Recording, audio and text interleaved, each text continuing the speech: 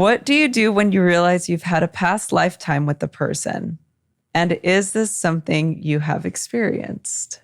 I just wrote a song about it. It's some past life shit. I'll link it below. I believe everyone who is in our lives, we have had past lives with. Like, I believe you and I have had many past lives together. I believe we have our soul clan that we travel with throughout lifetimes. So it's like our literal family, like our mother, father, et cetera, our best friends, significant lovers in our lives, but we play different roles with them. So maybe in a lifetime, you were my mother and I was your daughter. Maybe in a lifetime, I was your mother and you were my daughter or my son. Maybe we were both brothers together. Maybe we were married at some point. I think we were all of these things, you know? Definitely we were married. But so your souls try different dances with different people. Like, I could feel very much like with my mom, like I was for sure her mom in another lifetime. Like I feel like she just gets scared of a lot of things. Like we stayed in it was her first time in an Airbnb. We went to this like Persian festival in Canada, and she did not want to get out of the car because she was afraid someone was hiding in the Airbnb.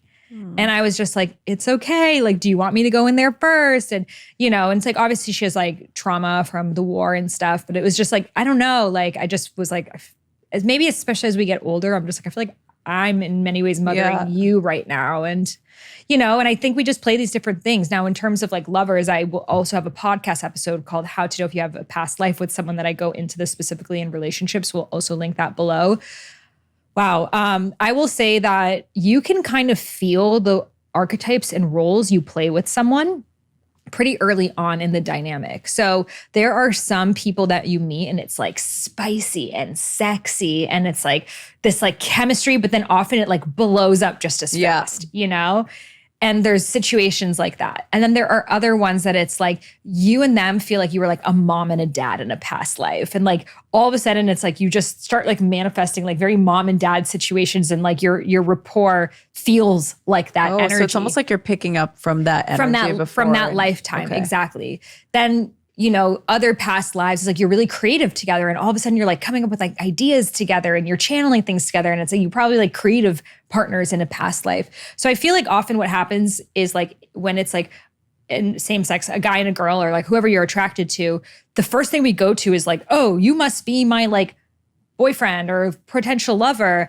And sometimes you start like that, and then the relationship shows you what the underlying past life dynamic is. I also believe in past lives, like big partners in your life, like likely have soul contracts with you to break your heart, you know? Like the Wachuma medicine really helped me see the full circle of my marriage of, you know, going into that when I was 24 years old. And, you know, I really became an author and became so much, but then eventually for me to continue to grow, it needed to be outside of that relationship, but I would have never left it. It manifested in him cheating and telling me about it. And the marriage was done, you know, and it sent me into the biggest heartbreak and dark night of the soul that really took me on a spin, but also helped me become who I was meant to become this next stage of my life. And I can see it now moving forward. For sure, him and I had past lives together. And for sure, our souls decided like, I'm going to love you more than anyone ever has. And I'm going to break your heart more than anyone ever has. And to me, that's like the ultimate seva, the ultimate service to like volunteer to be the villain in someone else's story. Because that takes so much love to be like, I'm going to hurt you and you're going to hate me. And that's what you need to become the shining light for the world that you're here to be. And I have to be the bad guy for it. And that's also like their karma of being the bad guy in that situation. And it helps them grow and up level. And it really just helped me see like, I believe so much of this is destined, so much of the ways that we interact with people. Sometimes you're like saying something to someone, you don't even realize it's going to hurt them. It sets them through their own dark night of the soul. And I believe all of this is related to past lives. I also believe it's ancestral, that like we get to the level of consciousness of our, you know, grandparents and we stand upon their shoulders. So a lot of times it's their unfinished business. So like one of my grandmothers was in an arranged marriage when she was a child and never got to really choose someone for love. And so for me in this lifetime, it's all about like love and like really having that connection and not repeating that story in the lineage of a man who's always working and emotionally unavailable and a woman who sacrifices her entire life for her family and never receives love. So I think it's past lives, it's ancestral, it's karmic, you know, and The more and more I go on my spiritual journey, the less I believe in free will. I'm like, this shit is destined.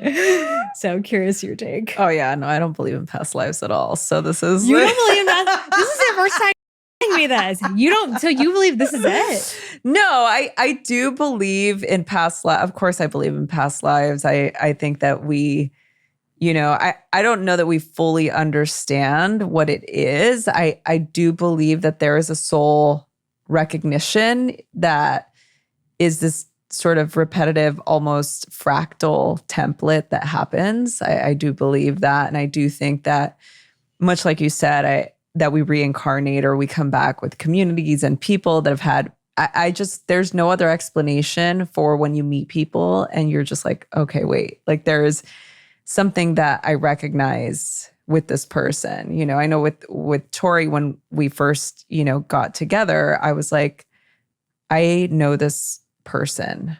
Like there was just this instant sort of recognition of like, I've been here before, and I know it's hard, people here obviously will get on board with that. And I remember actually going to do a psychic reading, and of all the things the psychic told me, this was the one thing that really stayed with me, and I really loved it because it made me feel good, whether it's true or not. Like she said a bunch of other things that did not happen, but this one thing that she said really stayed with me. And she said, you and your partner have been together many lifetimes and you will continue to choose each other every single lifetime. And I was like, oh, like I love that. And I feel that, and there is this sort of comfort knowing that the person I'm with, it's not our first time together, So in a way, yes, I do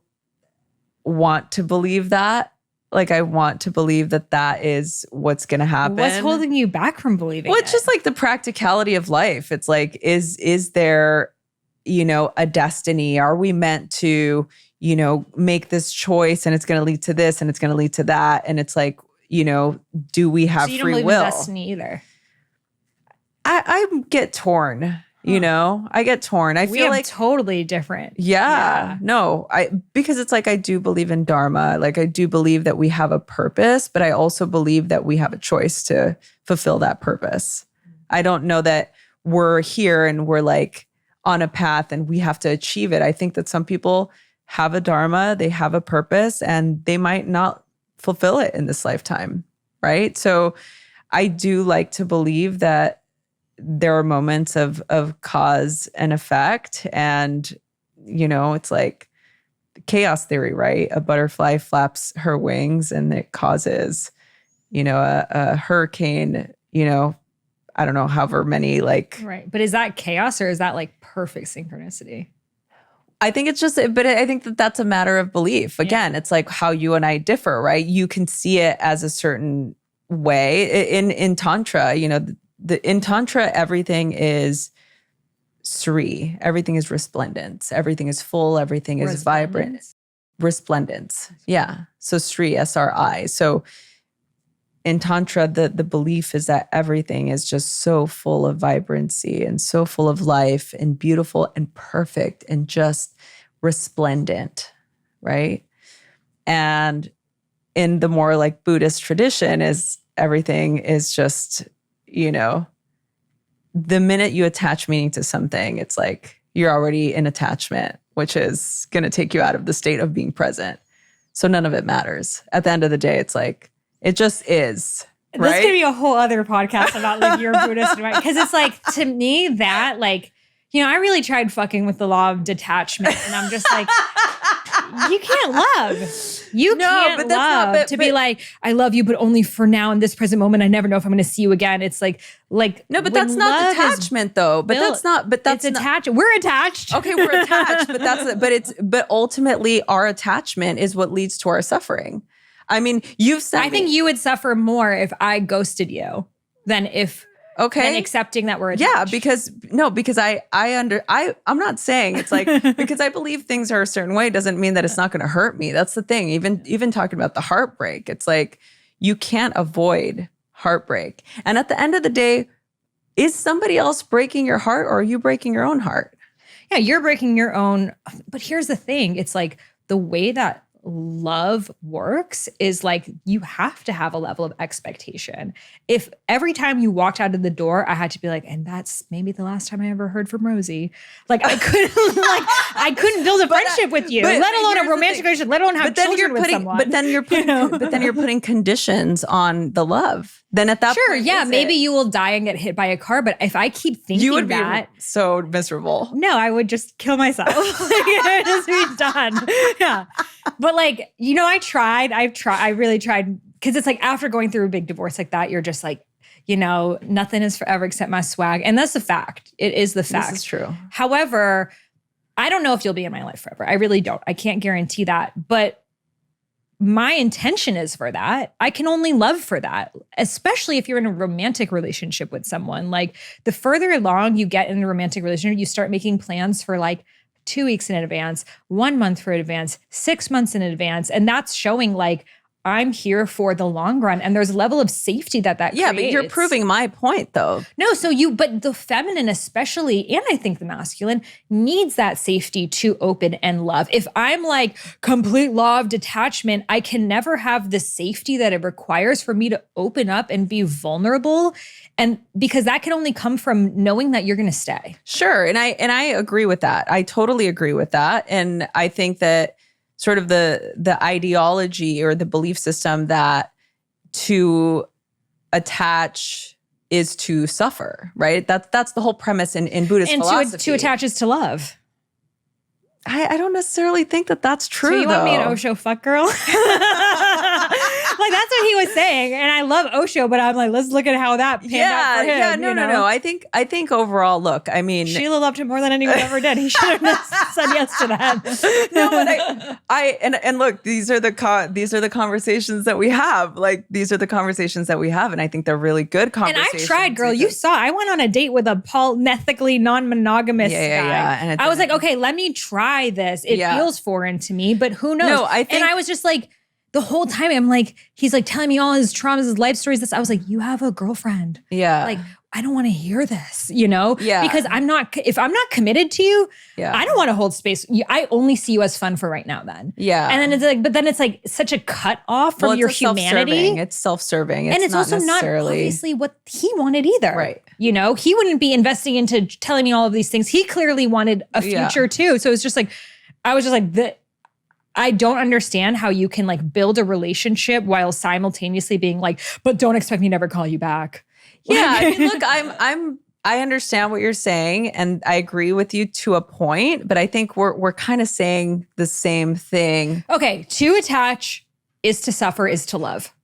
You can't have one without the other. Okay. So you want to be agree to agree. So so the choice is have no attachments, be on the mountain in the Himalayas, have no desires. Don't eat food, don't masturbate, shave your head, and do that. You just won't feel anything, but at least you won't suffer. Or fall in love, get your heart broken, get your knee scraped, get messy, fuck up, have orgasms, eat the good food, gain weight, lose weight, be on the human journey. Yeah. Tantra Buddhism. Yeah. Well, I mean, I think it's a little bit more complex than that. But look, I think it's a balance, man. It's totally a balance. It's not. I find myself like I was again with this law of detachment. I was like, how can I love without expectations? And I'm like, every time, like if I start to like someone, and I'm like, but don't expect anything, I can't actually like them. I can't actually enjoy them because I'm psyching myself out of this is going to end really soon. Don't get your hopes up, And then that's like kind of like when I started my career in my dharma, like when I first met Deepak Chopra and he wrote the foreword of my book and all these things were happening. I was like, well, the second shoe's about to drop. Like, things are going good right now, but they're probably going to go bad. And it was when Deepak told me, I was like, because he made an Facebook Live about Kriya and how life is meant to be lived in a state of flow.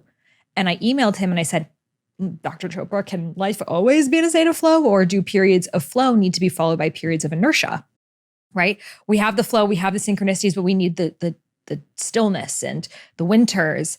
And he was like, Sahara, if life's not always in a state of flow, then something's off.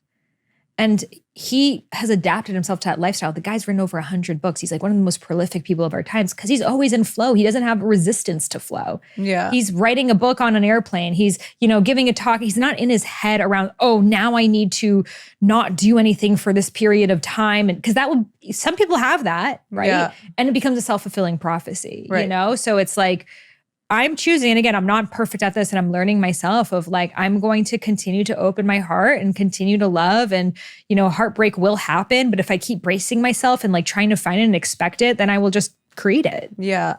Yeah. Work in progress. Yeah, no, and I agree with all of that. And look, Deepak, he's, the GOAT, he's so great. And, we're going to take his advice. Totally going to take his advice. And at the end of the day, look, again, going back to the Buddhist sentiment, it's you are perfectly unique, just like everyone else. Yes, that's true. So love that.